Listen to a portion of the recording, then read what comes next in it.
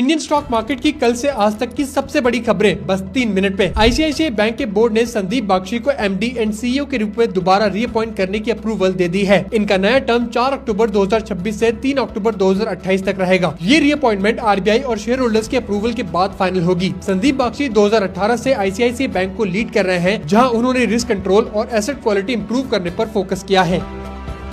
आंध्र प्रदेश में दुनिया का सबसे बड़ा ग्रीन अमोनिया प्रोजेक्ट शुरू होने जा रहा है। Chief minister N Chandrababu Naidu इस प्रोजेक्ट का इनॉग्रेशन करेंगे। ये प्रोजेक्ट काकीनाडा में बन रहा है और इससे लगभग 8000 जॉब्स क्रिएट होने की उम्मीद है। इसकी capacity 1.5 million ton per year होगी। ये प्रोजेक्ट इंडिया के $10 बिलियन ग्रीन हाइड्रोजन मिशन का एक बड़ा हिस्सा है।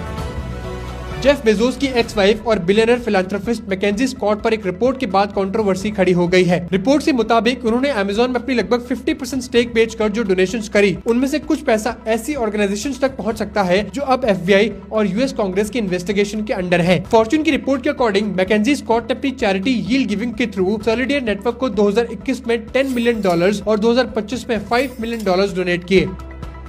जेके सीमेंट ने अपना Q3 रिजल्ट्स अनाउंस कर दिए हैं। कंपनी का नेट प्रॉफिट 8.5% गिरकर 173.6 करोड़ रुपीस हो गया है। पिछले साल इसी क्वार्टर में प्रॉफिट 189.9 करोड़ रुपीस था। हालांकि प्रॉफिट में गिरावट रही, लेकिन रेवेन्यू स्ट्रॉन्ग ग्रो हुआ। दिसंबर क्वार्टर में रेवेन्यू 18% बढ़कर 3,463 करोड़ रुपीस हो गया, जो पिछले साल 2,930 करोड़ रुपीस था।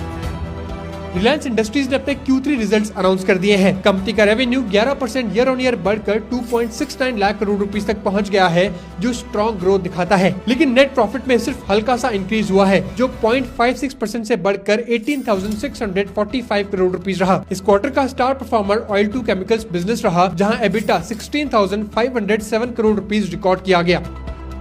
HDFC बैंक ने Q3 FY26 में स्ट्रॉन्ग परफॉर्मेंस दिखाई है। बैंक का net profit 11.5% year on year बढ़कर 18,650 करोड़ रुपीस पहुंच गया, जिसका main reason strong interest income रहा। इस क्वार्टर में बैंक की net interest income 6.4% year on year grow होकर 32,620 करोड़ रुपीस हो गई। कोर एसेट्स पर नेट इंटरेस्ट मार्जिन 3.35% रहा, जबकि इंटरेस्ट अर्निंग एसेट्स पर 3.51% रिकॉर्ड हुआ है।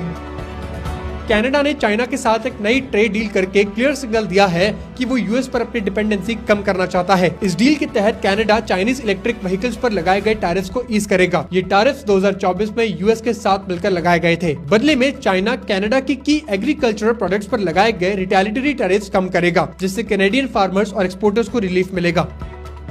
यूरोपियन यूनियन के leaders US president Donald Trump के टैरिफ थ्रेट को लेकर काफी कंसर्न्ड हैं। डोनाल्ड ट्रंप ने कहा कि 1 फरवरी से ईयू के कुछ देशों पर हेवी टैरिफ्स लगाए जाएंगे, जब तक अमेरिका को ग्रीनलैंड खरीदने की परमिशन नहीं मिलती। इस लिस्ट में डेनमार्क, फ्रांस, जर्मनी, स्वीडन,